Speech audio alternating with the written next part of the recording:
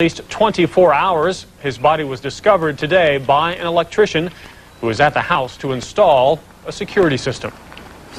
He was fully clothed. There was a note. There was a planter that had been dumped upside down in the dirt at rootball and was laying there on the counter with a full-size sheet of paper. The pin stuck through it that was a suicide note, apparently, from what the officer said. Did you get a chance to read it? I only read the bottom lines on it. Bottom two lines said, I love you, to someone. The full details of that apparent suicide note have not been released. No one outside of Cobain's circle of family and friends knew just how troubled the young rock star was. No one, that is, until his problems became very public March the 4th, the day he was rushed to an Italian hospital. He had slipped into a coma after reportedly mixing prescription painkillers with champagne.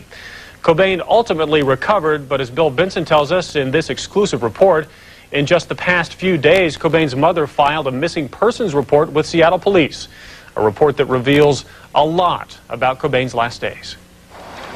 Despite the fame and fortune, Kurt Cobain was a deeply troubled young man bent on self-destruction. Just 4 days ago, his mother filed a missing persons report with Seattle police. In the report, an officer notes, Mr. Cobain ran away from a California facility and flew back to Seattle. He also bought a shotgun and may be suicidal.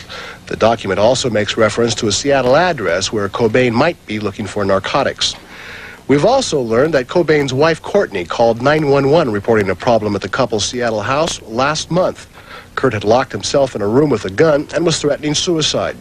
According to a police report, Cobain told officers he locked himself in the room to keep away from his wife and stated he was not suicidal and doesn't want to hurt himself. For safekeeping, police removed from the house 4 pistols, 1 rifle, and 25 boxes of ammunition. They also found a bottle of assorted and unidentified pills on Cobain. After being interviewed, Cobain was released and immediately left the house.